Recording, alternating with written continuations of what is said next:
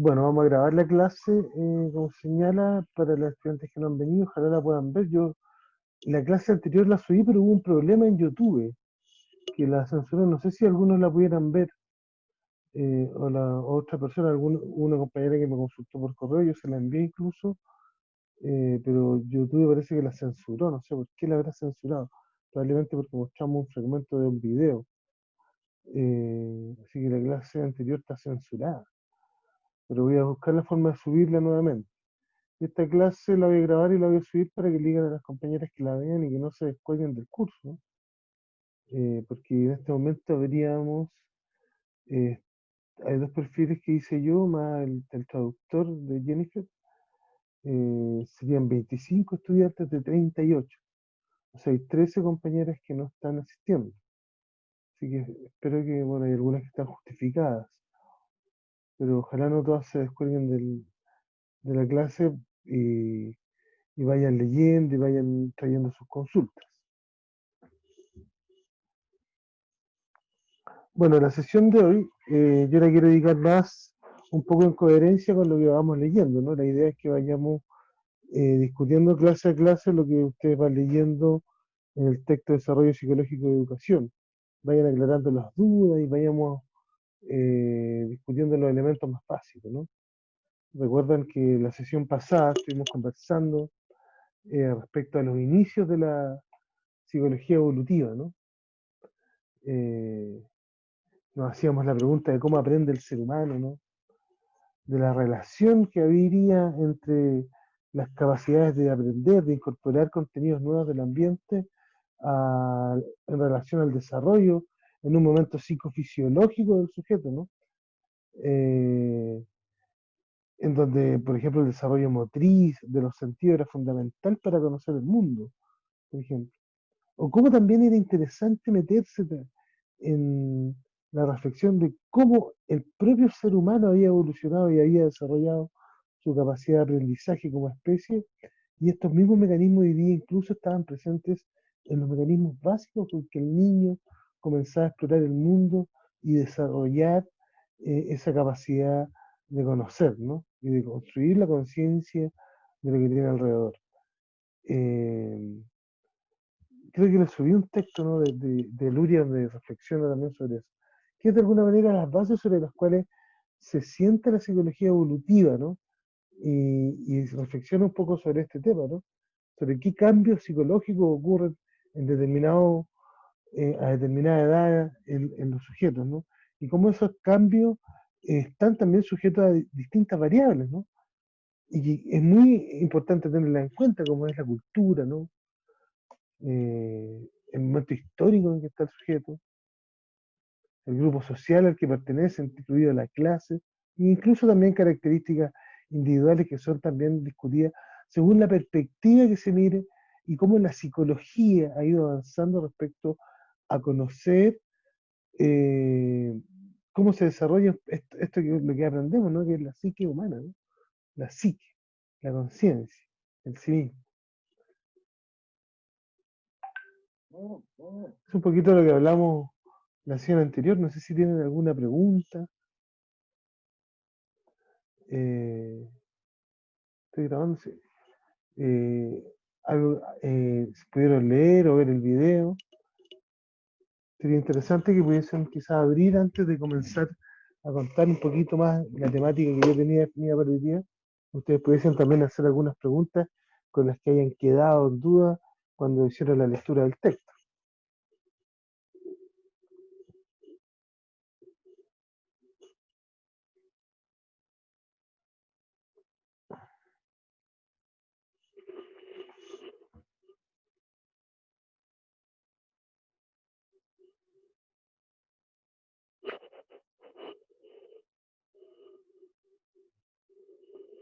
¿Leyeron el texto, no?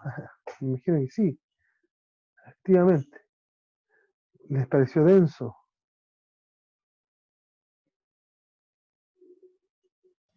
Sí, profe, yo sí lo leí,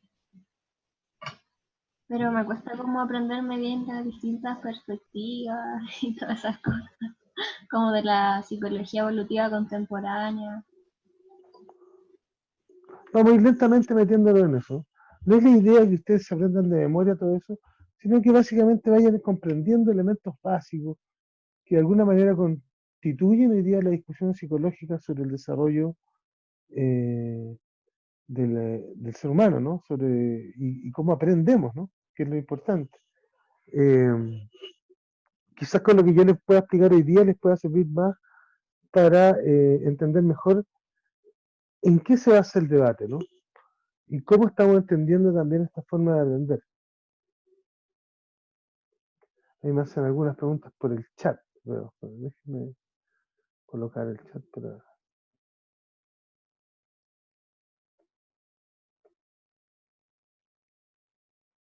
Ahí me dicen, bueno, que no entendieron mucho. Me decían que...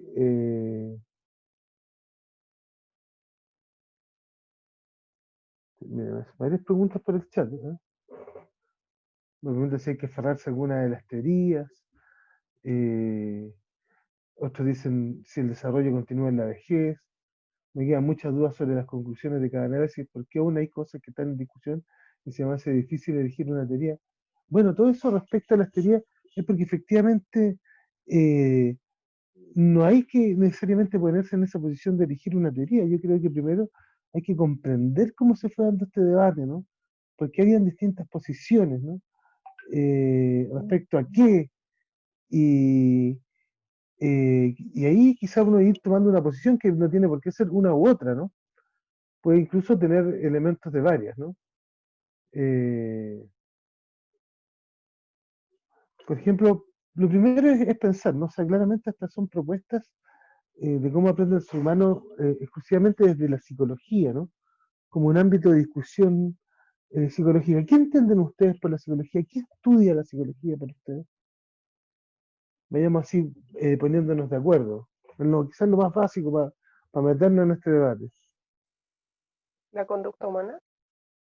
La conducta del ser humano es una visión. Por ejemplo, para muchos la conducta era lo único que podía estudiar la psicología porque no había otra cosa de acceder a otro tipo de cosas, ¿no? Por ejemplo, la motivación que podría anteceder a la conducta era algo que no se podía investigar, por lo tanto, solo investigamos la conducta. De ahí viene la psicología conductual o conductista, como ustedes van a ver en algún momento. La conducta, pero ¿qué otras cosas, por ejemplo, también podía estudiar la psicología? La relación de la persona con el medio, el contexto en el que está. Claro. Fíjate que eso no todas las psicologías lo asumieron, ¿no? Desde ciertas perspectivas de la psicología que se veía al ser humano como algo muy encerrado en sí mismo, ¿no? Como incluso el estudio de la mente, estudiar el contexto era algo que se empezó a ver después, más ligada a la psicología soviética. ¿Ah? También Después estudia como el desarrollo como de la mente, como el pensamiento y todo eso, ¿no? bueno, el pensamiento, efectivamente, y cada una con distinta perspectiva, porque ¿qué es el pensamiento? También es una pregunta muy interesante, ¿no?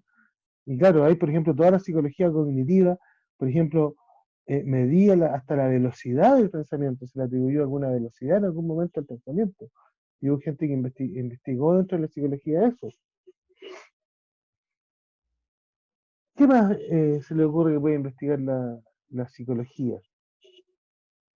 ¿Qué contenidos son los psicológicos?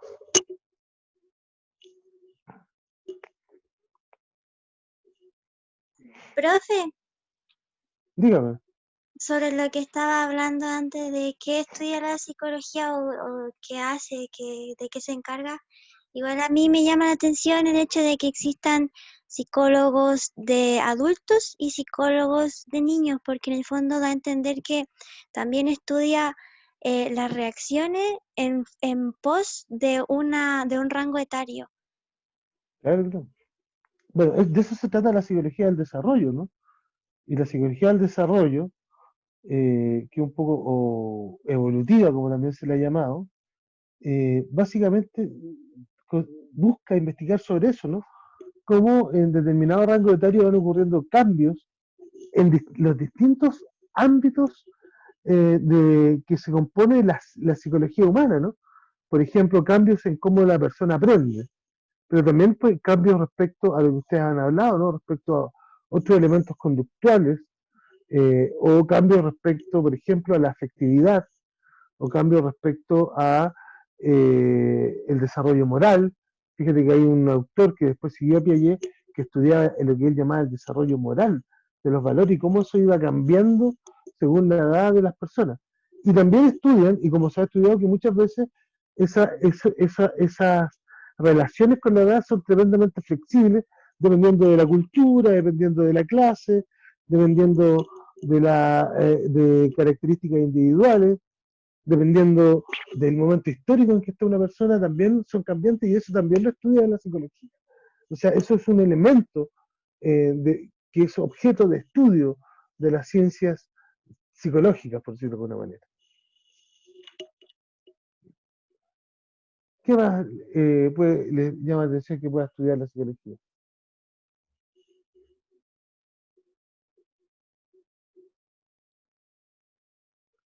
¿Qué es para usted un psicólogo, Fíjese que la psicología como tal parte muy ligada a la educación. En un momento del desarrollo de la psicología, en donde predominaba una visión como la que hablábamos de John Locke. ¿Se acuerdan que en la clase pasada hablábamos de John Locke, de este filósofo empirista que estudiaba solo lo que se podía ver y tocar, lo que se podía medir, ¿no? Eso era el empirismo. En psicología, cuando esa visión empírica se llevó a la psicología, los psicólogos dijeron, bueno, vamos a estudiar la mente, pero solo lo que podemos ver y medir. Entonces vamos a estudiar la conducta, las respuestas que da el ser humano. Entonces, por ejemplo, la psicología en esa época empezó a pasarle test a los estudiantes para medir lo que se llamó en algún momento la inteligencia. Entonces le ponían, usted tiene determinado coeficiente intelectual de inteligencia y es normal. Usted tiene determinado coeficiente intelectual de inteligencia y es idiota. Usted tiene determinado nivel de inteligencia y es, ¿cómo se llama? ¿Cómo le ponían? Distintas categorías brillantes. Y así iban categorizando hasta genio, ¿no? Incluso subnormal, retardado. Se ocuparon un montón de categorías en la historia de la psicología sobre la base de esta investigación donde se buscaba medir la inteligencia, que fue, por ejemplo, en los inicios de la psicología, sobre la base de la influencia de este filósofo y de esta visión, ¿no? Que solo se podíamos estudiar lo que medíamos, lo que podíamos ver, lo que podíamos observar, surge esta psicología más conductual muy ligada en algunos inicios, estoy hablando de los años, principios del siglo XX, a la educación, ¿no? Aquí en Chile estuvo muy ligada a la educación.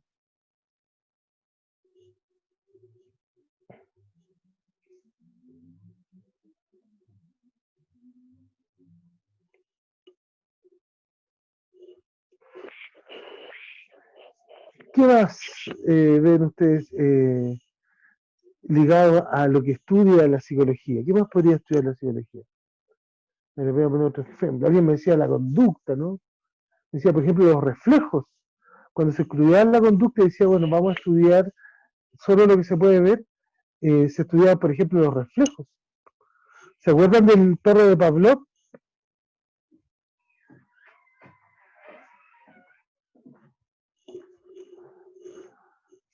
Ah, gracias. ¿Vieron el perro de Pavlov? ¿Conocen el experimento del perro de Pavlov? Creo que no. ¿Nunca lo han visto?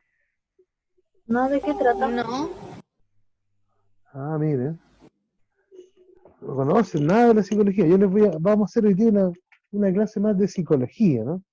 Para introducirnos a los elementos básicos que usted tiene que conocer para entender lo que es la psicología del desarrollo y la psicología evolutiva. Pavlov era un psicólogo, o más bien un neurofisiólogo ruso, ¿no? La Rusia soviética, y sobre todo después la Rusia soviética, fue muy importante en el desarrollo de muchas ciencias, particularmente de la psicología, ¿no? Y Pavlov se hizo conocido porque él hizo un experimento con un perro, ¿no? Les voy a mostrar un video para que lo vean, que se hizo famoso respecto a cómo recién se empezó a estudiar lo que eran los reflejos y que era para muchos psicólogos lo que sí se podía ver de la conducta humana, ¿no? Que era lo más básico de cómo nosotros podíamos entender lo que era la conducta de una persona, ¿no? Entonces, Pavlov se hizo conocido porque él observó de alguna manera algo que la psicología quería observar hace tiempo, pero objetivamente, ¿no? Que era la subjetividad. ¿Qué quiere decir? ¿Qué pasa dentro de la mente? ¿Qué imagina una persona? Si eso tendrá un correlato que nosotros podamos observar y no solo podamos imaginar. Por ejemplo, yo quiero saber si el perro quiere algo. ¿Cómo yo sé qué está dentro de su mente? No puedo saberlo. Pero puedo observar, por ejemplo, si el perro tiene hambre y saliva, ¿no es cierto?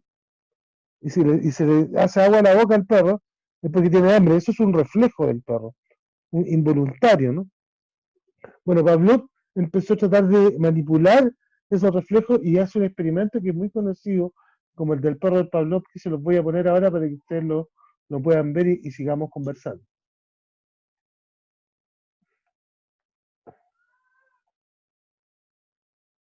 A ver.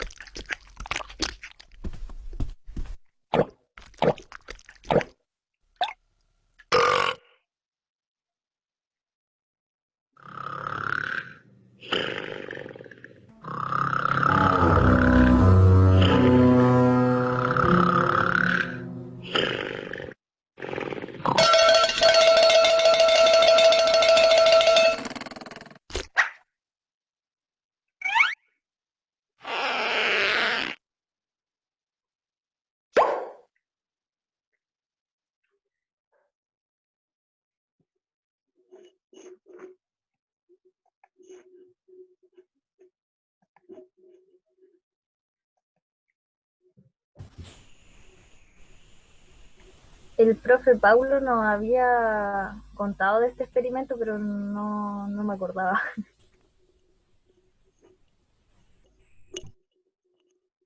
No, repítame la pregunta ahí que no la estaba escuchando.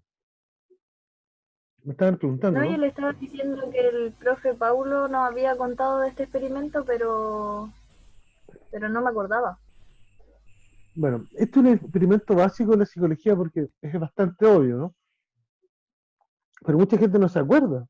Uno dice el perro de Pavlov, por Pavlov, tremendo profesor soviético, que él era reflexólogo, imagínense. Hoy día cuando uno habla de la reflexología, es como esa gente que hace masaje en los pies, ¿listo? Pero la reflexología era toda una ciencia en donde se trataba de determinar la conducta humana por medio del estudio de cómo operaba el sistema nervioso, cómo estudiaban nuestros reflejos, que de alguna manera era cómo se podía observar nuestros reflejos. Eso era la psicología inicialmente. Wundt, que es el primer psicólogo que tiene un laboratorio de investigación psicológica, tenía una serie de máquinas para ver los reflejos, ¿no? Ahí, bueno, el profe lea el chat. Me cuesta porque prefiero escucharla, pero voy a priorizar por quien me hable, pero voy a ir de momento en momento parando para ver el chat. Bueno, lo importante es que el, este experimento muestra un poco cómo operaba un poquito la psicología y cómo determinada psicología basada en el empirismo, ¿no? O sea, de ver en la conducta qué es lo que yo puedo ver, qué puedo percibir, eh, construye lo que es inicialmente lo que fue el conductismo, ¿no? El conductismo clásico. O sea, cómo yo, una persona, o un animal en este caso, porque para los conductistas, de alguna manera el ser humano aprendía en forma muy similar a la de un animal. Ustedes, por ejemplo, yo les pregunto, ¿ustedes creen que el ser humano aprende igual que aprenden los animales? ¿Eso persiste hasta el día de hoy? ¿Se puede hacer ese mismo parangón? Es una pregunta que hay que hacerse, ¿no? Bueno, el conductista pensaba así, aprendía fundamentalmente en base a este mecanismo, ¿no? El mecanismo de poder que el ser vivo en este caso se condicionara en relación a asociar determinados estímulos positivos que a él le causen gratificación con determinado tipo de otras cosas a las cuales asocian, como el perro de Pavlov asociaba la campana a que le dieran comida, evidentemente, se hacía, esa asociación le permitía generar una relación positiva, ¿no? Se había el ruido de la campana y el perro salivaba, ¿no? Porque de alguna manera venía la comida, ¿no? Esa asociación se podía repetir en otros casos, ¿no? Yo podría, por ejemplo, una persona dar determinado tipo de anuncio a la hora en que almuerzan, ¿no? O a la hora en que se van a acostar, o a la hora de la mañana, condicionar determinado tipo de mensaje. Fíjese que hoy día principios como ese se ocupan mucho, por ejemplo, en los medios de comunicación de masas, ¿no? O asociar determinado tipo de noticias con determinado tipo de personaje. Entonces yo puedo en los medios de comunicación poner una noticia de una violación tremenda y después rápidamente asociar eso a un determinado personaje político que yo quiero que la gente no opine bien de él.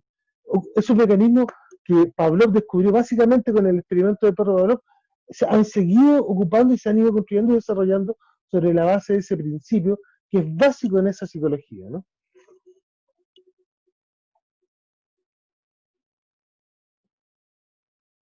Ya, vamos a leer el chat. Ahora, me preguntan. Me dice, ¿de qué se diferencia la neurociencia de la psicología? Bueno, porque la psicología, esto que yo te estoy hablando, es parte de la psicología. La psicología ha tenido un tremendo desarrollo, después vamos a hablar de la psicología cognitiva, del psicoanálisis, de la psicología sociocultural, que incide mucho en la psicología del desarrollo y el aprendizaje, y que de alguna manera nos permiten claramente diferenciarlos de la neuropsicofisiología, porque la neurociencia básicamente lo que estudia es únicamente el sistema nervioso central. Y como te voy a decir después, la psicología atribuye la cognición humana, la conciencia humana, no solo al sistema nervioso central, sino a muchos elementos, ¿no?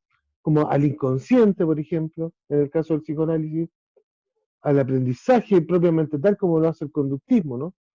Que no cree en, o lo cognitivo, a una mezcla entre sistema nervioso central y construcción de subjetividad propiamente tal. E incluso a las relaciones comunitarias, donde también está alojada también nuestra mente, ¿no? Nuestras costumbres, nuestras formas de ver el mundo, ¿no? La psicología de alguna manera es un campo mucho más amplio y que tienen objetos de estudio muy diferentes. Como digo, en la neurociencia solo se refiere al estudio del funcionamiento, como se le decía al señor profesor Barraza, del sistema nervioso central, que básicamente hoy día se accede a él con pocos mecanismos, ¿no? Básicamente con reportes de conducta y con estas pruebas que le ponen los electrodos y que de alguna manera van midiendo el funcionamiento electroquímico del sistema nervioso, ¿no? Bueno, se supone que uno se acostumbra a las cosas como el perro o se acostumbra que cuando toca la campana va a comer. Claro, un poco lo que explicaba. Eso tan sencillo puede ocuparse incluso en otro tipo de asociaciones más complejas. Como fue, por ejemplo, Skinner, que fue el que sucedió a Pavlov en los estudios del conductismo, ¿no? Y construyó lo que se llamó el conductismo operante, que se dio cuenta que los seres vivos, incluso esa asociación, podían anticiparlo. Él experimentó con una paloma, ¿no? En donde él logró incluso entrenar a palomas mensajeras sobre la base de condicionamientos, ¿no? La paloma se dio cuenta que ella, al hacer determinada conducta, posteriormente iba a venir una comida.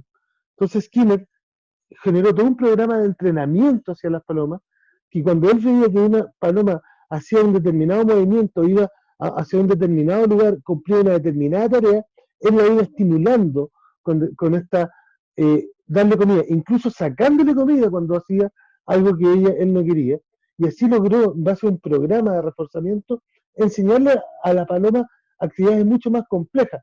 A eso Skinner le llamó el condicionamiento operante, que también ha tenido mucho efecto en la educación.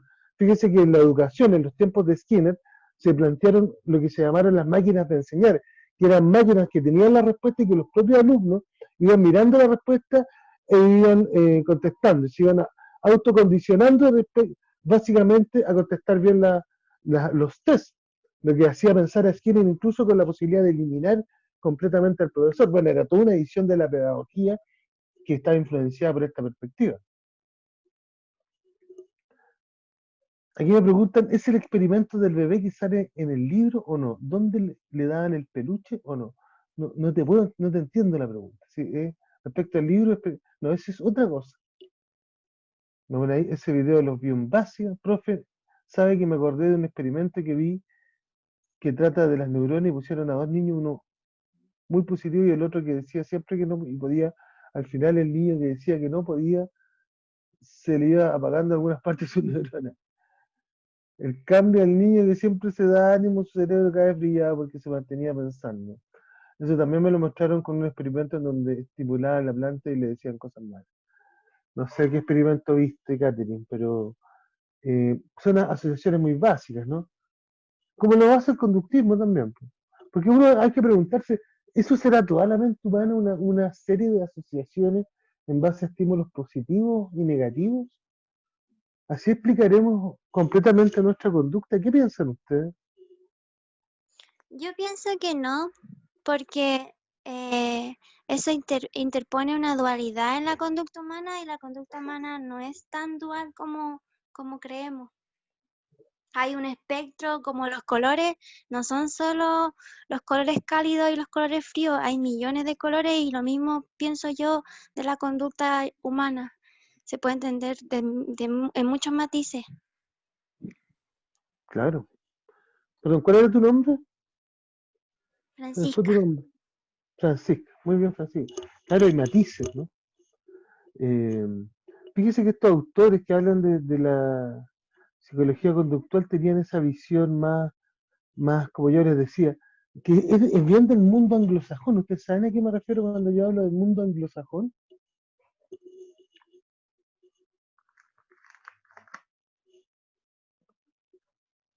Yo me refiero a los gringos, ¿no? A los de habla inglesa.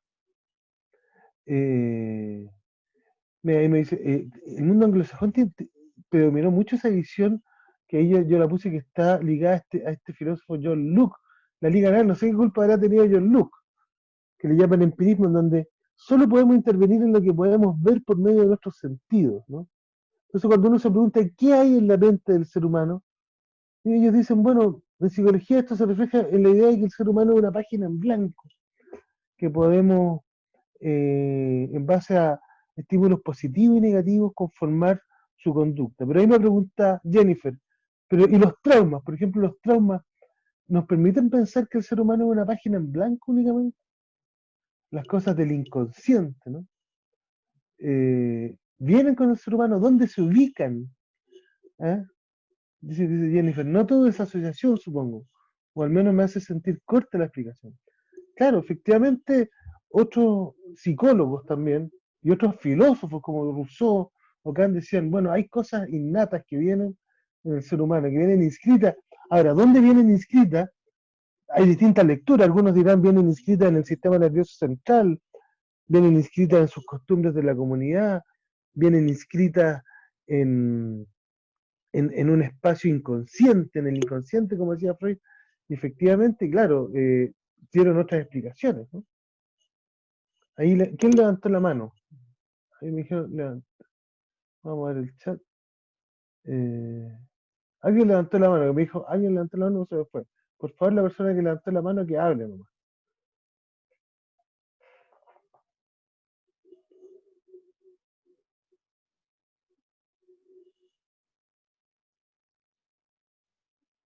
A ver, ¿quién levantó la mano? A ver.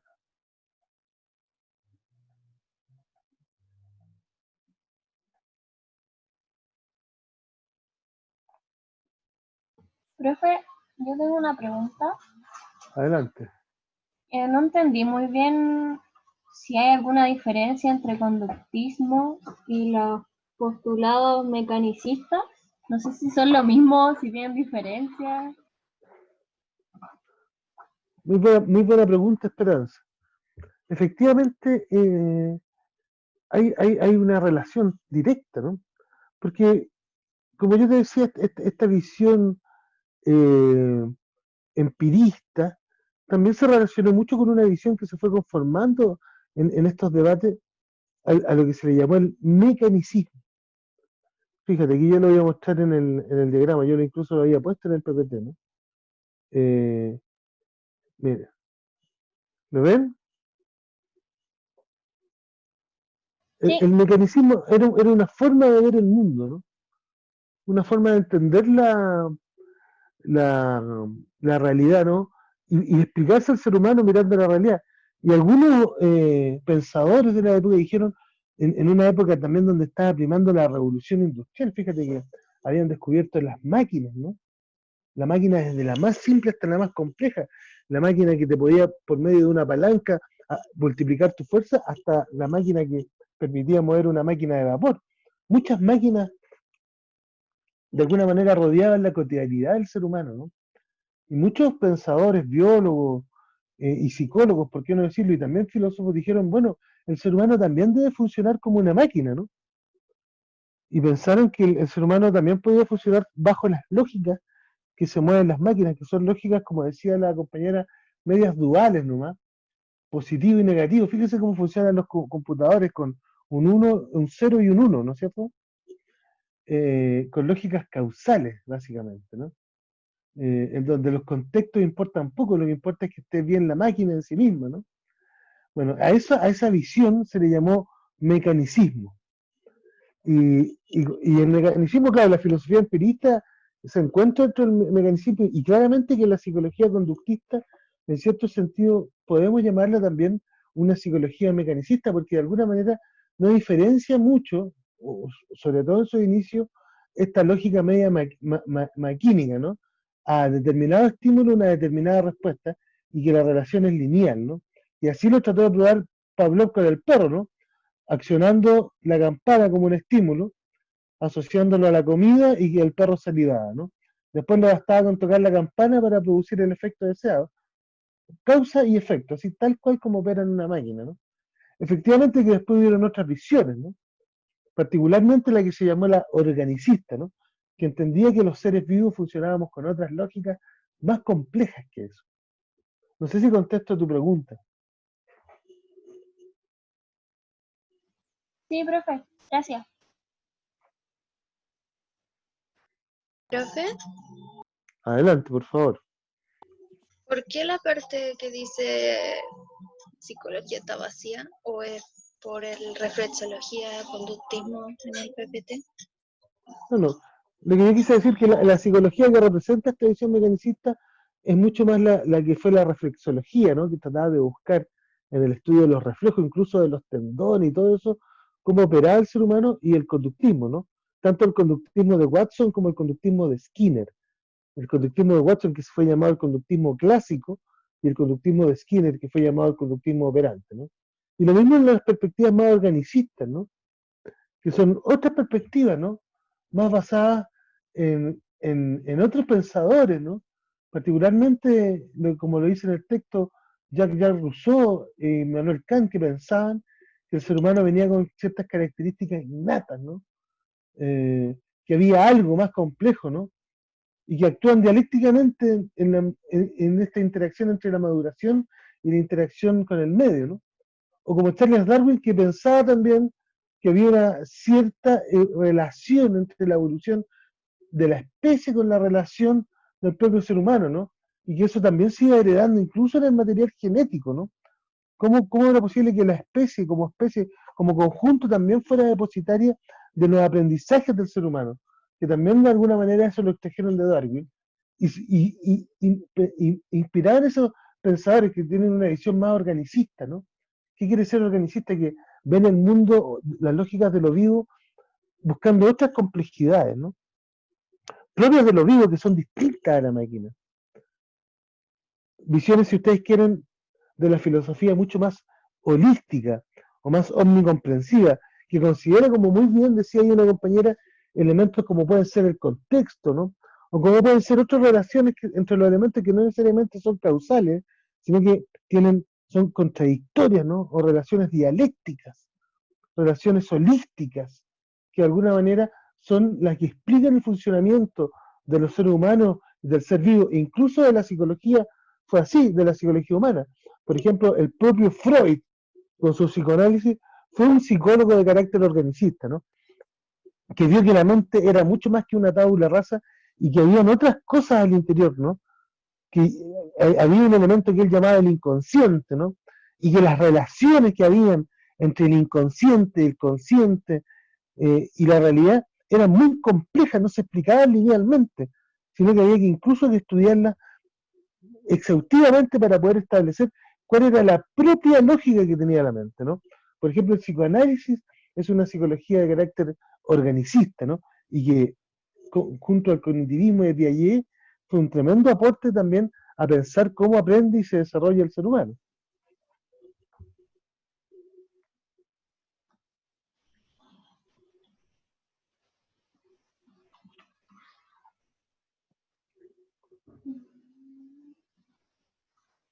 Pregúntenmelo. Profe, me confunden los tiempos. ¿En qué? Por ejemplo, no sé qué, por ejemplo, ¿quién dijo lo de que el ser humano era una tabla rasa? ¿Eso era? Sí, Y después pasa el tiempo y otra persona como que evoluciona en esa teoría y la desarrolla más y entonces se me confunden las personas. pero no se preocupe de eso. ¿Por qué se quiere aprender las personas? Yo le voy a preguntar, apréndese la discusión y sobre todo posiciónese con la discusión. Muchos en la historia han dicho que el ser humano es una tabula rasa. ¿Usted piensa que es así?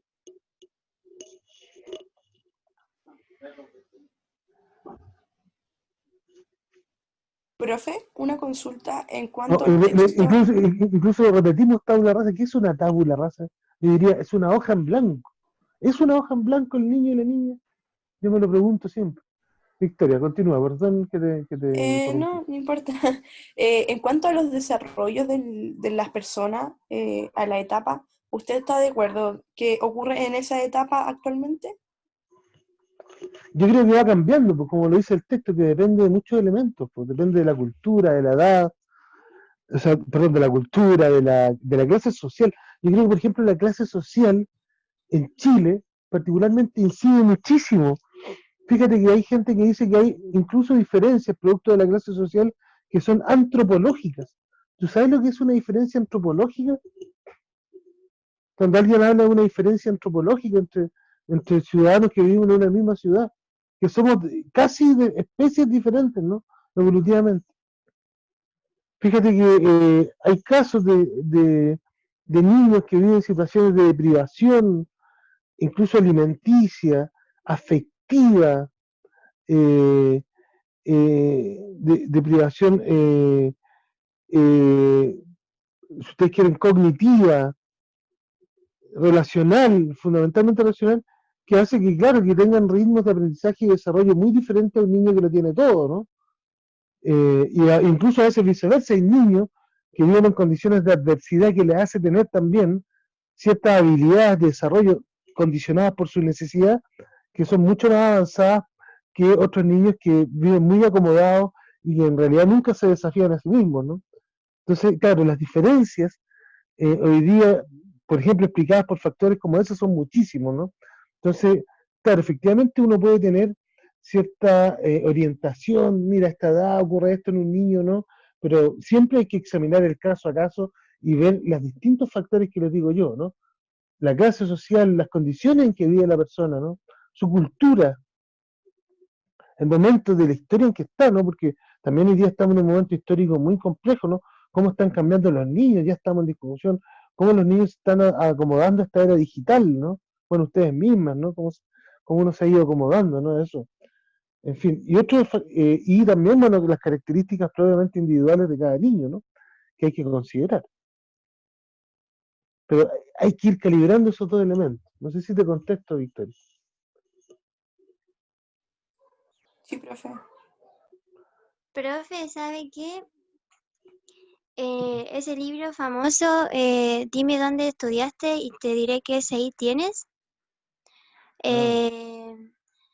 Hubo una charla hace un tiempo del autor y el autor lo que dijo Mi mamá fue a esa charla, yo no, pero mi mamá como que después me contó y me dijo que lo que dijo el autor, que a ella como docente le llamó mucho la atención, es que sí, pues finalmente un chico que va a un colegio privado, que se instruye desde pequeño en distintas formas de la ciencia, de las artes, etcétera, etcétera, de la literatura, que tiene mayor acceso a eso, va a acceder más fácilmente a la educación superior y va a lograr acomodarse al nivel de exigencia más fácilmente que el chico de recursos menores, que no tuvo la misma suerte.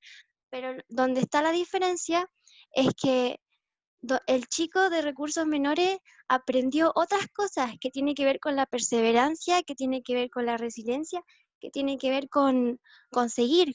Entonces, generalmente se da que el chico de recursos mayores, al tercer año, cuarto año de su carrera, flaquea un poco, tiene más dificultades, pero el otro chico de recursos menores puede que al principio de su carrera le cueste mucho, pero después remonta y puede ser uno de los mejores porque tiene ese condicionamiento de su entorno que le hizo aspirar a ser como más perseverante. Entonces al final sí recibimos un condicionamiento en ese sentido, según ese análisis. Muy de acuerdo contigo, Francisca. Por ejemplo, voy y te pregunto, ¿no? Por ejemplo, tú sabiendo eso, sabiendo que los niños de sectores más populares, los niños y niñas de sectores populares, por veces tienen que vivir situaciones de apremio que incluso harían que valores en ellos como la perseverancia o la constancia o el respeto al conocimiento fuese mayor. Pero claro, efectivamente, según las pruebas estandarizadas, rinden mal. Según pruebas que están hechas incluso a la medida de los conocimientos que tienen los sectores más acomodados. El caso del SIMS, el caso de la PSU, ¿no? Sabemos que muchos de esos puntajes, incluso las propias pruebas de coeficiente intelectual, está probado que están hechos sobre la base de saberes que evidentemente los niños más acomodados, incluso el propio temor a las pruebas, los niños más de sectores más acomodados tienen menos temor a ser evaluados. En cambio, el niño que está en un sector con mayor deprivación en general reacciona mal ante una prueba. Y a veces hace que eso mismo hace que tenga menos puntaje. Bueno, sabiendo que eso es así, ¿qué harías tú en la educación? ¿Qué cambio harías, no? ¿Cómo harías que los niños que les va mal en las pruebas y todo, pero tienen otras ventajas, no se frustren en el camino educativo y puedan realmente aprovechar sus conocimientos? Bueno, primeramente, obviamente tendría que tener conocimientos pertinentes a lo que es las evaluaciones. Yo tenía un profesor en el liceo que yo era del electivo humanista y el profesor era de química, pero estaba haciendo un magíster en evaluaciones. Y el profesor, lo que yo más destaco de él es que él tenía conciencia de que una humanista de la ciencia química no le servía mucho conocer la fórmula en su exactitud, así como representándola. Más que nada, él nos evaluaba que nosotras describiéramos con recursos de las humanidades la ciencia química. Entonces, él en el fondo, la evaluación la centraba en los que iban a ser evaluados.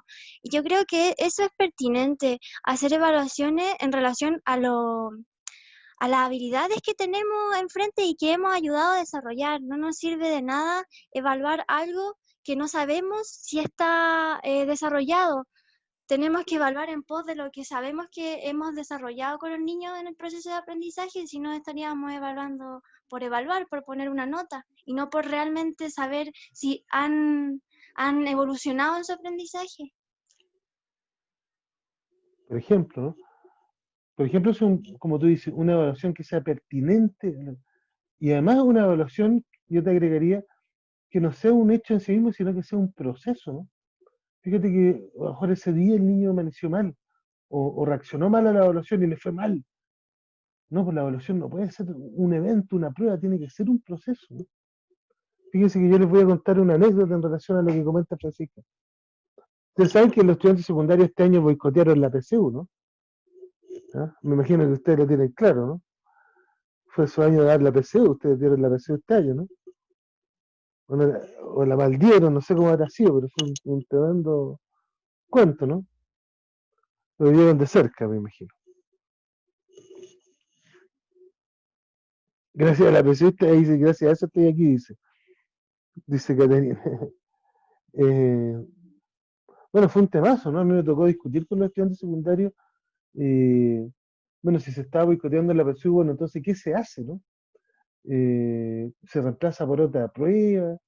Bueno, estuvimos investigando y fíjese que, por ejemplo, en el año, aquí mismo en Chile, en el año 69, 1969, la Universidad Técnica del Estado, que era una universidad tremenda que era la USACH, después el gobierno militar le cambió el nombre.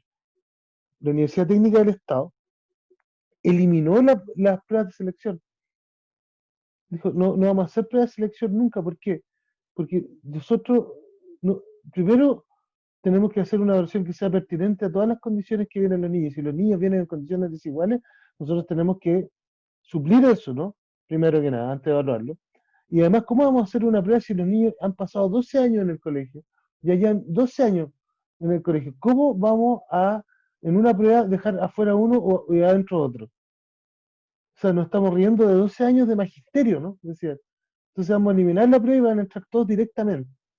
Y si hay problemas, los vamos a suplir. Porque lo que primero hay que hacer es que articular la universidad con la enseñanza escolar y que se retroalimenten y no haya que hacer una prueba que deje a uno fuera y otro dentro. Era lo que decía el Consejo Académico de la Universidad Técnica del Estado en el año 69. O sea, había una reflexión sobre la evaluación, no en términos de que penalizara, sino que permitiera conocer a las personas y al final tener esta concepción de que todos se pueden educar, ¿no? Muy bien en contra de la lógica que prima hoy en día, ¿no? Con respecto a todo tipo de evaluaciones, no solo, y que de alguna manera en general cuando uno va y ve las evaluaciones, los que salen beneficiados en general son una clase social en el medio de otra, ¿no? Es como, no solo una cosa de tener una visión de la evaluación por una opción psicológica, sino también ahí hay una opción de clase social muchas veces, ¿no? Porque determinadas formas de entender la evaluación nos está haciendo privilegiar a un grupo social en desmedro de otro grupo.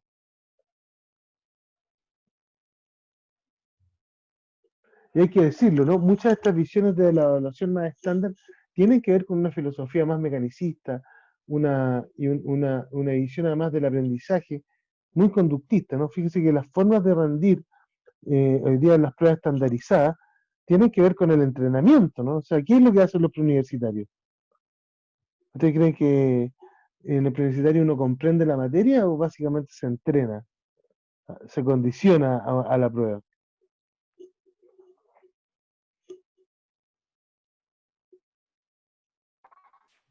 Obviamente que se condiciona, como algo de memoria y esas cosas, porque se van basando en las otras pruebas anteriores.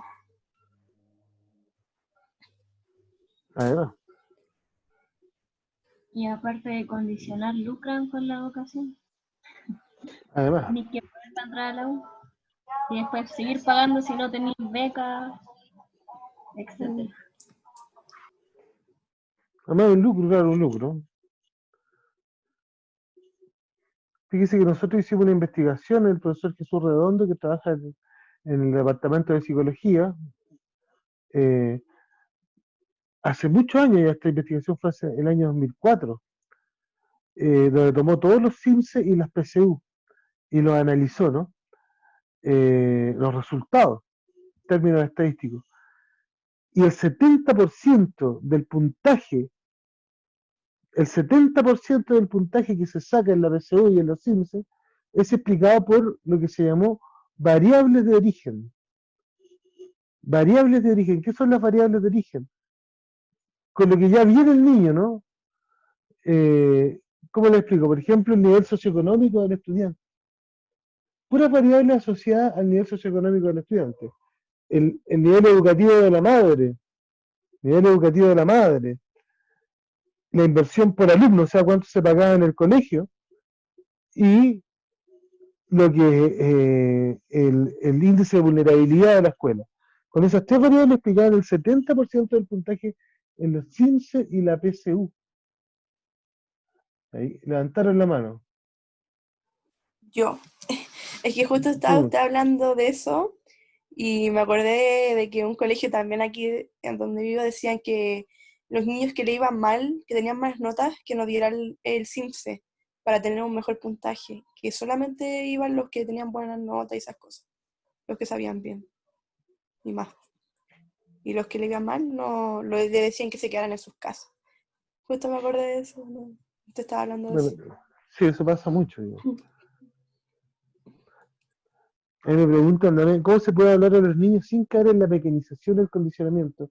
Bueno, justamente esa es la idea, que vayamos eh, cuestionando la lógica de la evaluación también, también de estas perspectivas, desde otras perspectivas, ¿no? Ahora estamos viendo de alguna manera y explicando cómo el conductismo en general tiende a evaluar así estandarizadamente, pero claro, hay otras formas de evaluar y que tengan otros sentidos también de evaluar. Por ejemplo, ¿cuál es el sentido de evaluar que no sea, o buscar otros sentidos que no sea confirmar que los aprendizajes que hay, que están previamente establecidos, la persona los repita como loro, ¿no? Sino que, por ejemplo, evaluar el hacer, ¿no? O evaluar desde otras perspectivas que tengan que ver, como por ejemplo, evaluar la participación de las personas, ¿ah? O evaluar la construcción de nuevos contenidos, ¿no? Que también son formas de evaluar muy importantes y que tienen que ver más que evaluar, no para constatar el aprendizaje, sino que para generar más aprendizaje, ¿no? Que sería un poco la idea, de otras perspectivas más holísticas del ser humano y de la educación.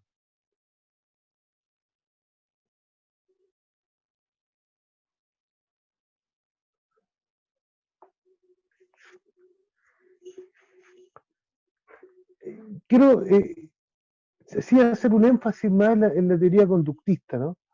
Porque la teoría conductista no está ausente hoy día del mundo educativo, ¿no? Y yo creo que muchos de nosotros en algunos casos la sostenemos todavía, ¿no? Me pone Macarena González de que hay personas en colegios públicos y tienen acceso a internet, pueden aprender mucho más gracias a este, así que no creo que esté del todo bien definido lo que depende de si estudiaste en un colegio público o privado.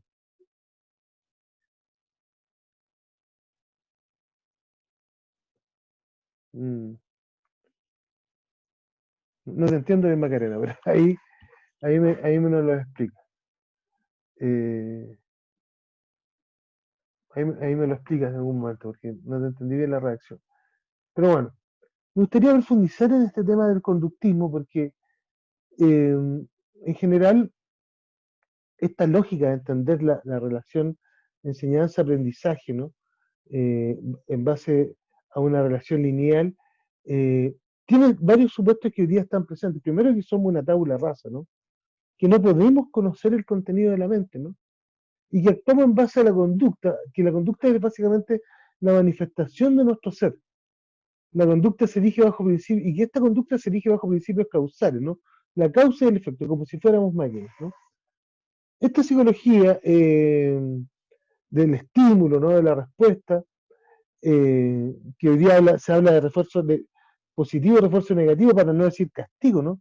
Fíjense que incluso aquí en la propia facultad se sigue investigando con ratas, ¿no? Y hay estudiantes que suponen porque efectivamente el refuerzo negativo es un castigo muchas veces, ¿no? Sigue presente en la educación. Yo les mencionaba, por ejemplo, el caso de las máquinas de enseñar, que eran a principios del siglo XX, pero hoy día hay muchas manifestaciones en la psicología y también en la educación que tienen una manifestación en los postulados que tiene la psicología conductista, ¿no? Por ejemplo, el aprendizaje social, una determinada vertiente del aprendizaje social que tiene que ver con cómo yo aprendo todo por modelamiento, ¿no? Establecer el aprendizaje, por ejemplo, mirando tutoriales, ¿no? En mirando modelos, ¿no? El aprendizaje vicario que se llama vicario porque es como un reemplazo, ¿no? Hoy día está muy de moda, ¿no? Y muchas veces creemos que aprendemos básicamente sobre eso, ¿no? Sobre la lógica del tutorial, ¿no? Que está basado así, no quiere decir que no funcione, pero sirve para aprender determinadas cosas, ¿no? Y no solo el aprendizaje, no podemos llevar, hoy día, por ejemplo, a mí me da mucho miedo lo que está pasando con la universidad a distancia, con que naturalicemos esto, ¿no? Porque también es necesario pasar por la universidad y vivir otras cosas, hacer otras cosas, tener otra relación entre las personas para construir un aprendizaje que no solamente sea un aprendizaje por modelamiento, ¿no? O lo que hoy día llamamos la programación neurolingüística. No sé si ustedes han oído hablar de la programación neurolingüística.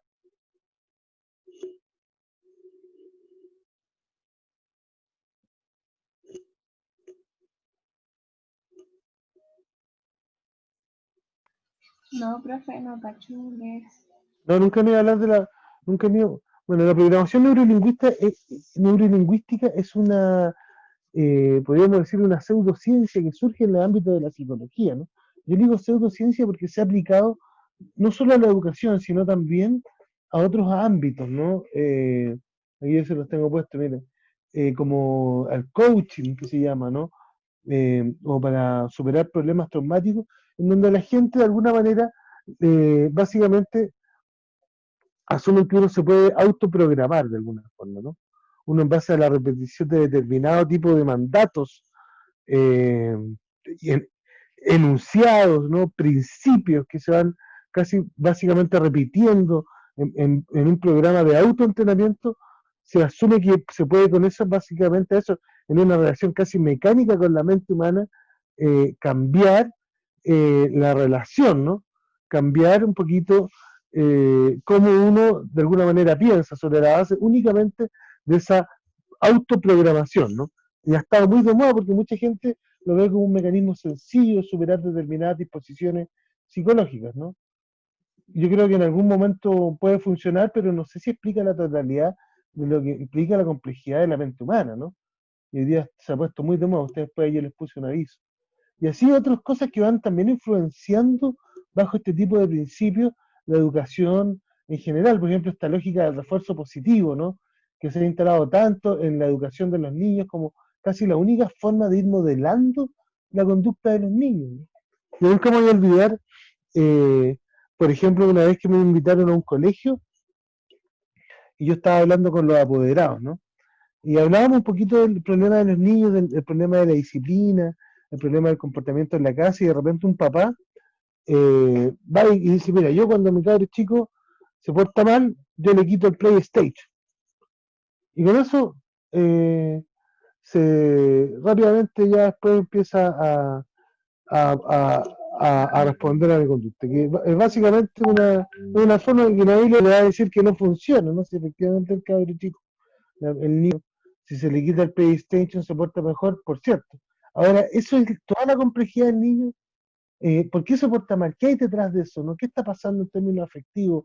¿Qué está pensando? A lo mejor tiene él una visión o se está construyendo una relación fuera de la casa que está notando, y que no solamente el entrenamiento, ¿no? De quitarle o no el PlayStation. Bueno, cuando discutíamos ese tema, aparece otro papá que dice, bueno, y le dice al papá, oye, pero es que tú no tenés que quitarle el PlayStation, porque si tú le quitas el PlayStation, ¿qué le vas a quitar después? Tú tenés que quitarle el PlayStation gradualmente. Entonces, si te portáis mal una vez, yo te quito el PlayStation un día.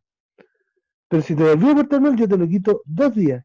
Y así voy aumentando, porque así el niño va haciendo. Entonces, el segundo papá era como un especialista, si ustedes quieren, en conductismo. Porque no solamente aplicaba la lógica del refuerzo positivo, el refuerzo negativo, sino que era capaz de manipular sobre la base de esa misma lógica y de las distintas combinatorias que podía hacer para ir modelando la conducta de un niño, ¿no? Bueno, esa lógica hoy día está muy presente, o los padres, quizás nosotros mismos, por la vida que uno tiene, es mucho más sencillo adoptarlo, ¿no? Tanto en términos negativos como en términos positivos, ¿no? El caso de la estimulación temprana, que también se asume muy naturalmente, y hay muchos papás que ven en esta cosa de la estimulación temprana también una forma de poder incidir mecánicamente en la conducta de sus hijos, ¿no? Básicamente esta lógica también neurofisiológica conductual de poder estimular una determinada desarrollo temprano en el niño sobre la base de estímulos positivos, ¿no? Que está muy presente sobre todo en la educación para la infancia, ¿no? La estimulación temprana.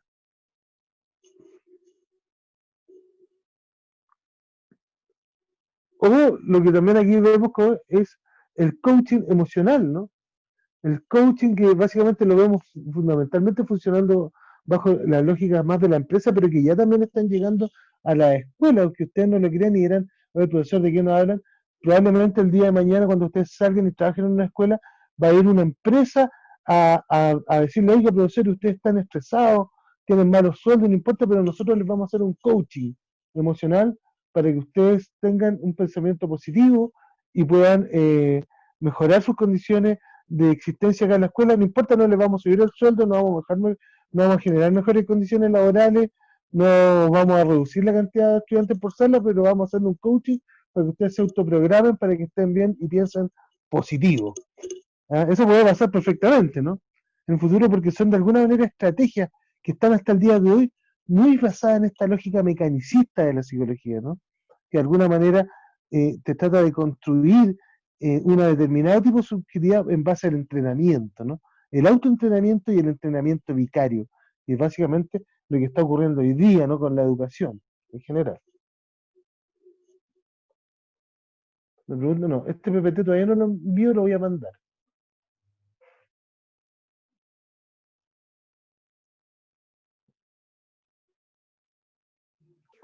Profe, Dígame. como que explotó mi mente, en el sentido de que siempre se veía el conductismo como algo negativo, que era malo, pero igual se sigue implementando, entonces, ¿qué se debería hacer como en contraste a él O en sea, esos momentos? yo te voy a decir, ¿cuál era tu nombre? Perdón, no alcancé a verlo.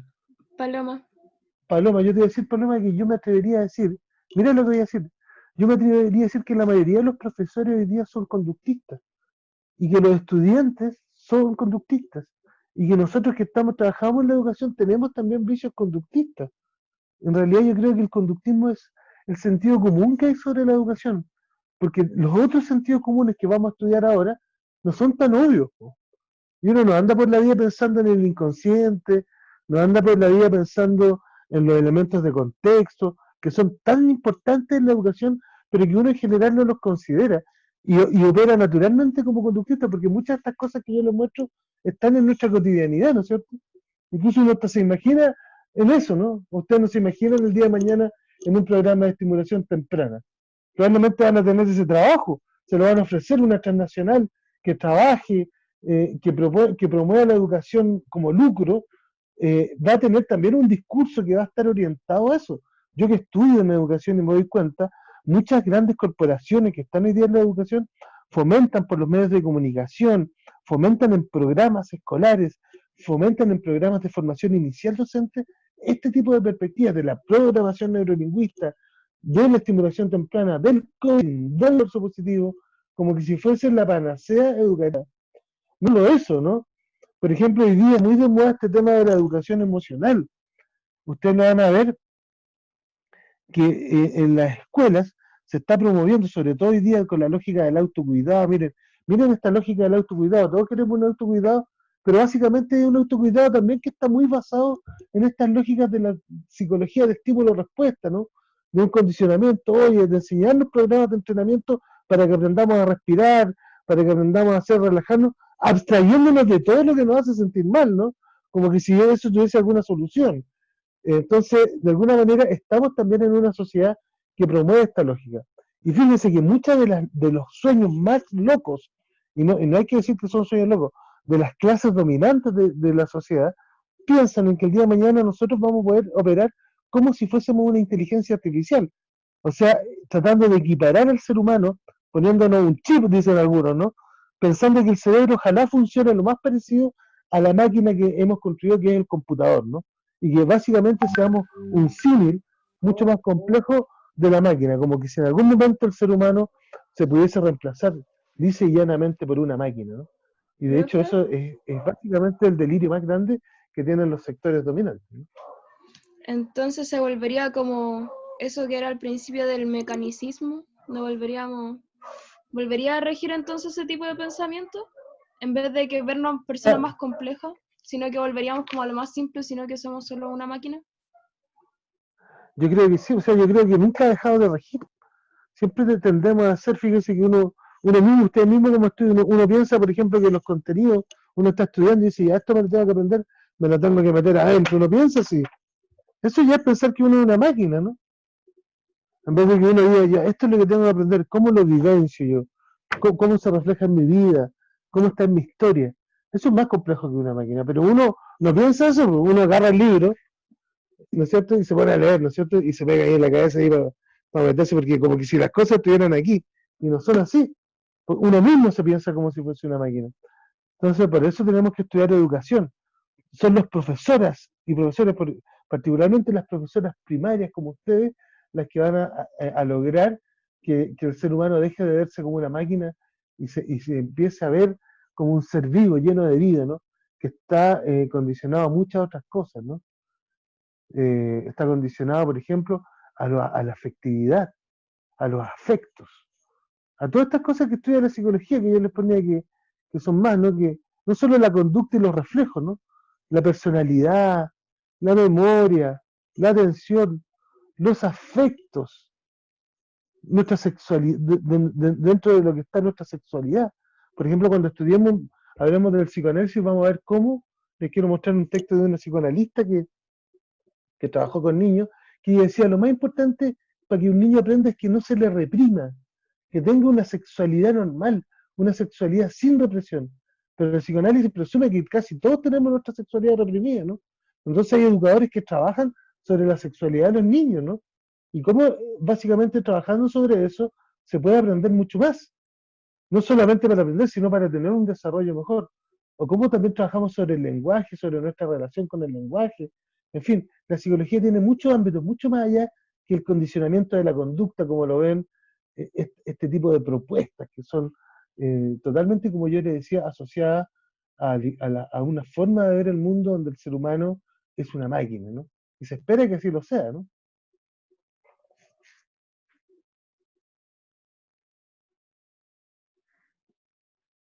Eso es a la base, lo importante.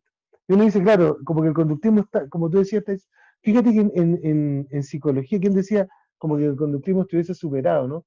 Y no es así, en psicología yo tenía psicología del desarrollo y psicología del aprendizaje, aparte, y el ramo de psicología del aprendizaje era aparte, y era puro conductismo, y los psicólogos lo forman sólidamente en conductismo. Si ustedes van a estudiar educación a otra universidad privada, por ejemplo, probablemente hay una fuerte formación conductista. Ustedes llegaron aquí a la Chile, ¿no? Y acá en la Chile hay un perfil de la psicología sociohistórica, que es la que vamos a ver fuertemente en el segundo semestre. Pero yo tengo que mostrarles también como la realidad, porque aquí fomentamos el pensamiento crítico. Pero probablemente en otras universidades ustedes tendrían una sólida formación en conductismo, incluso sin decirles que es conductismo, sino señalándole que es como esta lógica más de la psicología contemporánea, que se va mezclando con el cognitivismo, pero que de alguna manera tarde o temprano termina en esta psicología conductual, ¿no? Del coaching, de la estimulación temprana, de la programación neurolingüística, ¿no? De la psicología positiva, que se llama en general. Igual hoy en día está como el boom de la estimulación temprana. Claro, hay un boom. Y de la neurociencia, como también se los tiene que haber contado el profesor, ¿no? Y ambas se han transformado en un negocio. Fíjense que todos estos afiches que yo tengo son de instituciones privadas que ofrecen esto como cursos para padres, para cursos para profesores, ¿no? En donde buscan darle la receta, mira, así va a aprender su niño, así va a ser esto, así, esta lógica tan del mercado, ¿no? Que te venden una receta y que dura un tiempo, uno la compra y esa receta nuevamente es desechable hasta que te venden la próxima receta. Y al final la educación, la experiencia docente del maestro, que tiene que ver con entender al niño, comprenderlo, comprender su contexto, se va a perder sobre una serie de entrenadores que van a ir a entrenar a los papás, van a ir a entrenar a los profesores en este suerte de coaching pedagógico, ¿no? Que es básicamente el sueño de los sectores privatizadores y empresariales que se están levantando en educación. Caterina, levanta la mano. Adelante, Sí. Caterina. Se supone que la estimulación temprana igual es buena. ¿Cómo podemos hacerlo como para que no caiga en conductismo? Claro, porque básicamente lo que hemos constatado, ustedes como cuando vieron el video, les recomiendo que está muy bueno el comienzo de la vida, ¿no? Porque básicamente, claro, lo que está mal es la deprivación sensorial, o la deprivación de estímulos, pero los niños básicamente se estimulan en su cotidianidad. Lo que ocurre con estos programas de estimulación temprana es que buscan linealmente estimular al niño, entonces comprarle determinado tipo de juguetes, someterle a determinado tipo de situaciones, hacerle un entrenamiento en casa, hacerle un entrenamiento en la escuela, son determinados tipos de programas que al final terminan extrayendo al niño de su cotidianidad, ¿no? Y generando un desarrollo, si ustedes quieren, más forzado. Esa es la lógica conductista, ¿no? Una lógica básicamente del entrenamiento, en donde se extrae el niño de su contexto, ¿no? Ahora, si nosotros vemos que hay un niño que tiene un contexto de privado, por supuesto que eso hay que intervenir, pero no por un mecanismo de estimulación netamente temprana, sino que básicamente por un mecanismo de restituir los derechos de un niño, ¿no? De un niño y una niña que tiene el derecho a estar en un ambiente estimulante, ¿no? Como todo niño lo está, ¿no? Fíjese cómo lo veíamos.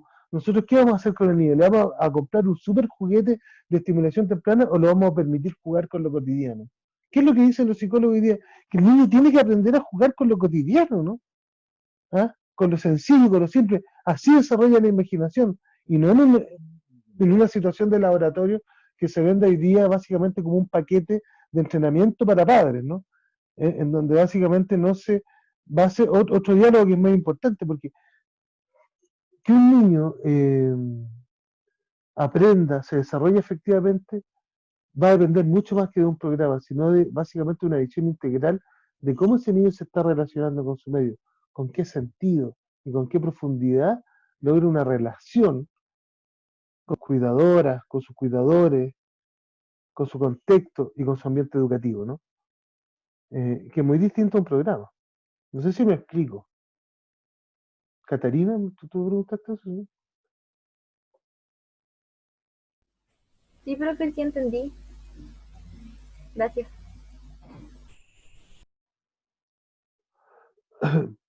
Debe decir que en sí mismo la estimulación temprana es negativa, pero esto es un programa de entrenamiento.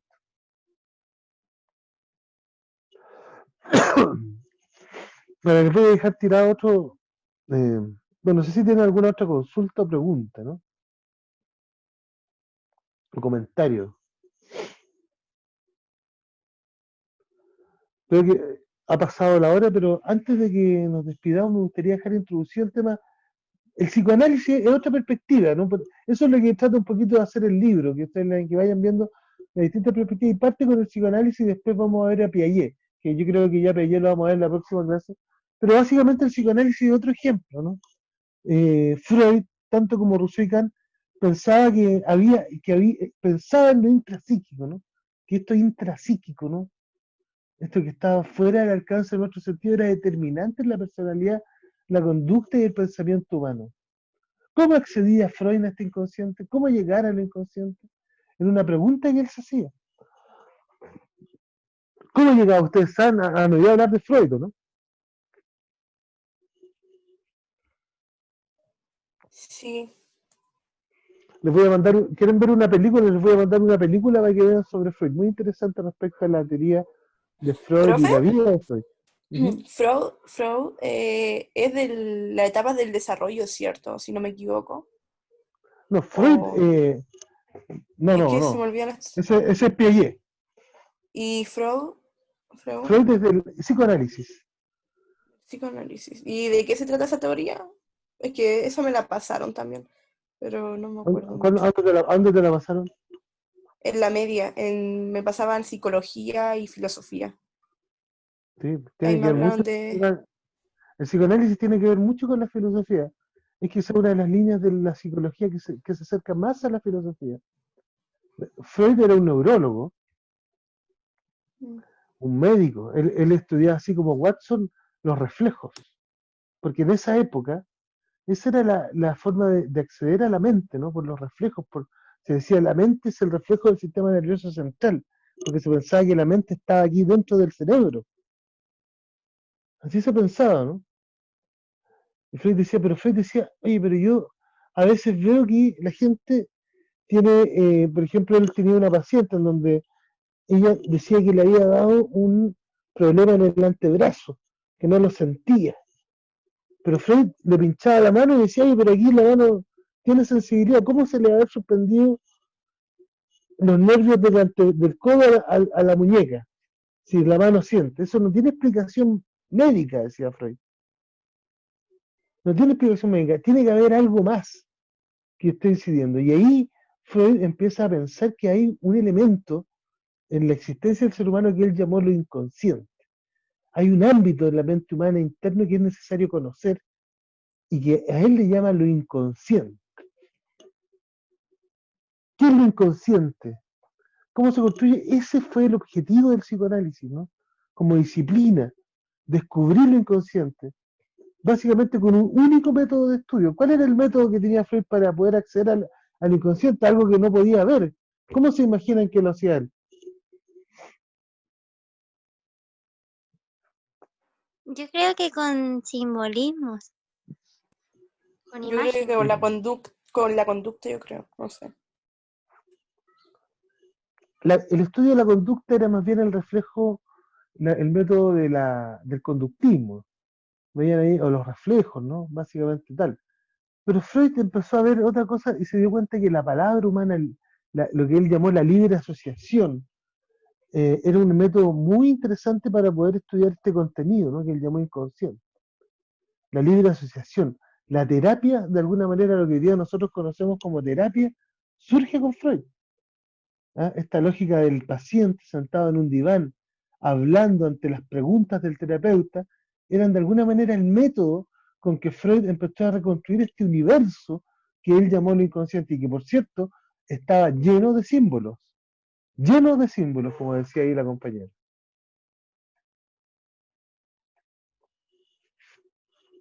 El inconsciente es todo un mundo, se dio cuenta Freud, complejo, que funcionaba bajo otras lógicas no causales, ¿no? Por ejemplo, ustedes saben que eh, incluso muchas de estas lógicas fueron ocupadas para poder interpretar los sueños, ¿no? Cuando uno interpreta sus sueños y se da cuenta que, por ejemplo, muchas veces uno en los sueños no funciona, no es que esté soñando cosas obvias, sino que muchas veces son lo contrario, o al revés, bueno, porque el inconsciente funciona bajo otras lógicas, ¿no?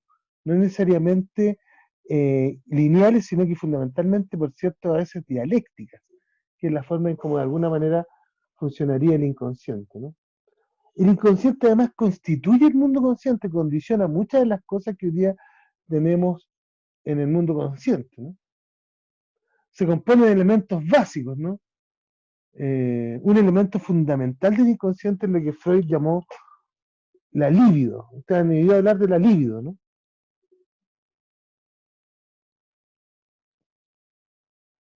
¿Qué entienden ustedes por libido?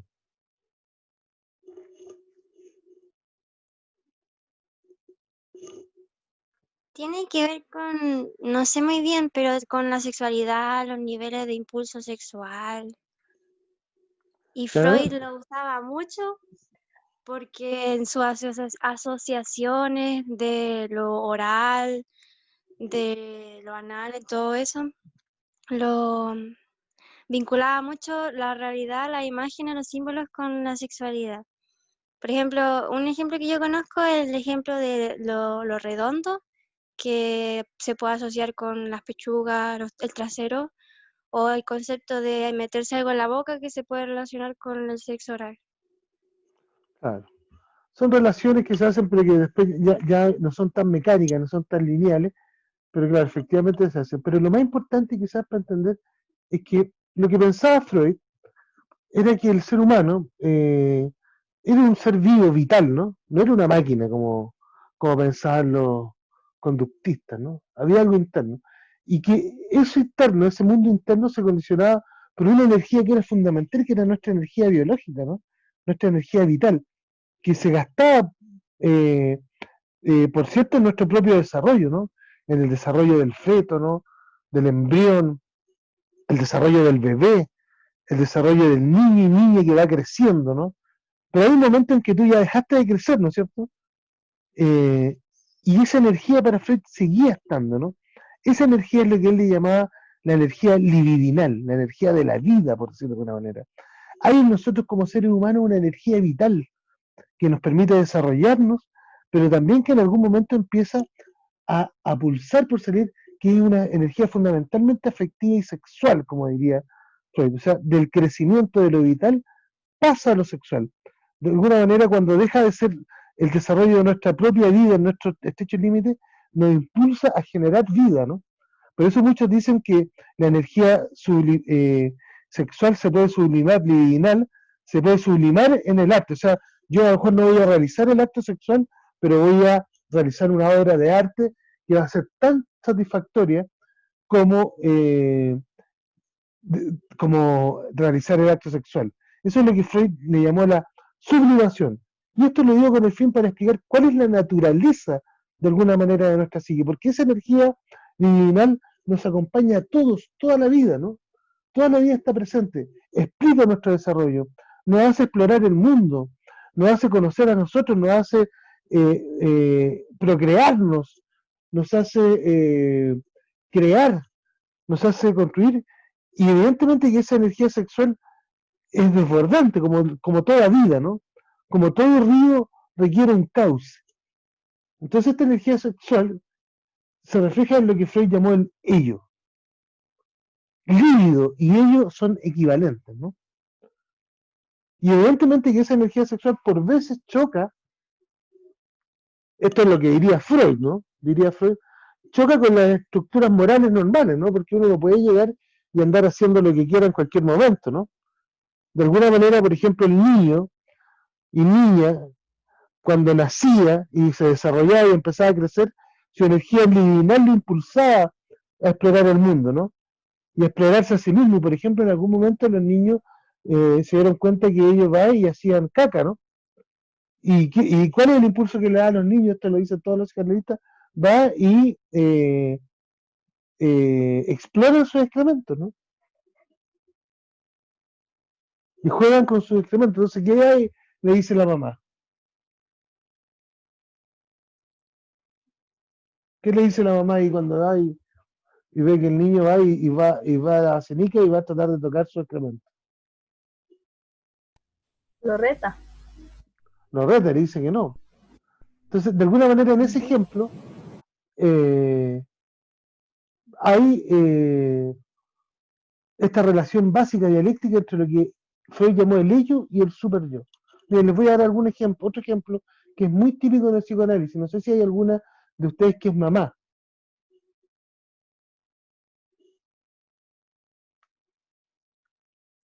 ¿Hay alguna que es mamá, no es cierto? Acá. No hay ninguna que sea mamá. ¿Cómo? Una compañera, pero no sé si está no vino. conectada en realidad. Bueno, no vino. Bueno, ojalá que venga, pero, por ejemplo, cuando las guaguitas toman pecho, dependiendo de nuestra cultura, porque nuestra cultura ha ido creciendo, se ha ido desarrollando y cada vez esto es menos frecuente. Pero todavía no pasa que, por ejemplo, la guaguita está tomando pecho y la guaguita está gozando, ¿no es cierto? Está gozando con todo su ser. Ella no separa su sexualidad de su goce alimenticio, para ellos es todo un mismo goce, ¿no? Y hay mamás que sienten eso, ¿no? Que sienten que la guagua está gozando y sienten cierto sentimiento erótico. Hay un texto muy bueno que se llama, se los di a algunos estudiantes de educación popular, que es de una psicoanalista también feminista que habla mucho de este tema, ¿no? Bueno, en las sociedades cuando las mamás sentían eso, tendían a sentir culpa, lo encontraban extraño y trataban de reconvenir a la guaguita que no lo hiciera, ¿no? Pero eso es algo natural que tiene la guagua. Pero la sociedad actual tiene una serie de normas morales, lo que Freud llamó el super yo, a eso llamó, que tiende a reprimir las distintas manifestaciones del ello, de nuestra libido, ¿no? De nuestra libido que se manifiesta en distintos momentos de nuestra vida, ¿no? Cuando estábamos amamantando, cuando éramos guaguitas y tendíamos a jugar con nuestros excrementos, o cuando éramos más grandes y empezamos a tocar a nuestros amigos, ¿no? Y a sentir placer con ellos y amigas, o cuando fuimos más grandes y queríamos salir de los límites que nos imponían, y así una serie de eventos que de alguna manera muestran esta pulsión vital que tenemos los seres humanos y que constantemente choca con estas normas morales, legales que de alguna manera están en la sociedad. Este choque que es constante, Freud decía, bueno, así es, así tiene que ser, eso es lo que construye el inconsciente. Esa represión que se genera del ello, producto del superyo, es lo que genera el yo, lo que nosotros somos, nuestra personalidad. Ese es el rol que tiene la represión, diría Freud. Por eso para estudiar qué es el inconsciente hay que estudiar estas relaciones, cómo se ha ido dando en cada uno de nosotros, en cada una de nuestras vidas, en nuestro ciclo vital, estas manifestaciones de la vida y cómo las hemos ido reprimiendo, ¿no? O no las hemos ido reprimiendo, o hemos ocupado otro mecanismo, ¿no? Y eso cómo nos ha dejado como personas, ¿no? Cómo nos ha afectado y cómo ha construido nuestra personalidad, ¿no? Eso es de alguna manera lo que hace el psicoanálisis. En eso consiste el psicoanálisis, en explorar mediante el propio testimonio de las personas este mundo que hay acá, que es el inconsciente.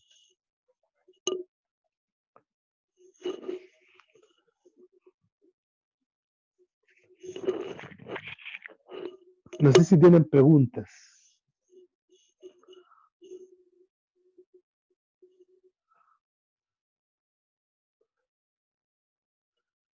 Bueno, ya estamos un poquito pasaditos de la hora.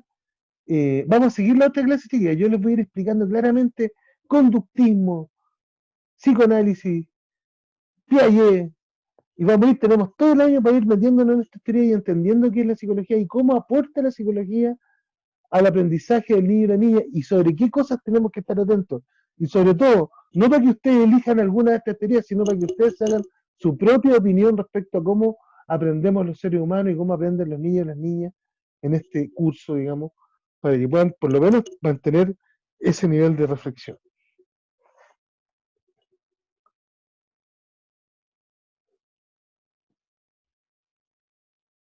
¿Están ahí?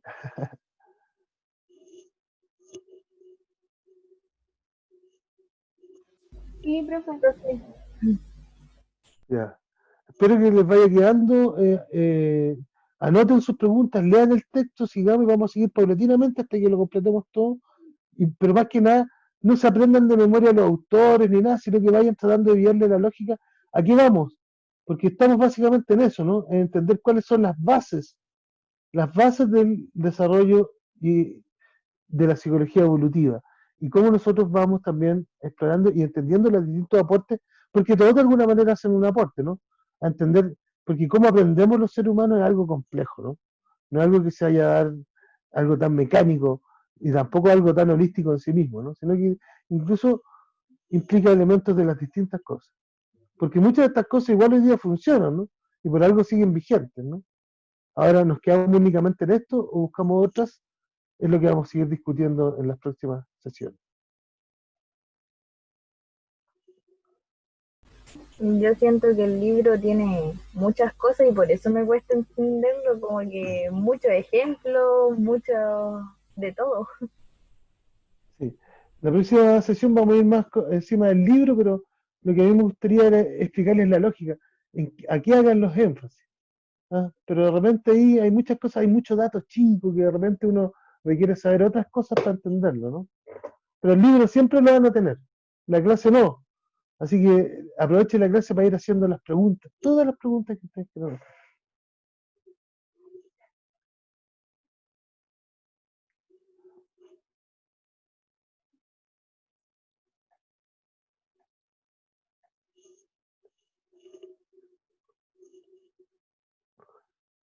Bueno, si no hay más preguntas, nos vemos el próximo martes. Terminen de leer el texto, vayan profundizando, vayan mirando el video y nos reencontramos, ¿no? El próximo martes y estoy atento a sus consultas si quieren hacérmelas durante la semana también. O si no, las anotan y vamos a partir la próxima sesión contestando sus preguntas. Bueno, profe, gracias. Gracias, Bueno, profe. Chao. Gracias, profe. Chao. Chao. Chao, un abrazo. Cuídese. Denos la película. Oye, sí, eso, manda la película. ¿Cuál? Ah, la de Freud, sí. Voy a buscarla y se lo voy a mandar. Eso, vean la película de Freud. Súper. Y además muy buena. Ahora que hay tanta película Ya. mala, vean la de Freud. Que Bueno, no es la profe, chao. No es la serie, no se vayan a equivocar, que no es la serie de Netflix.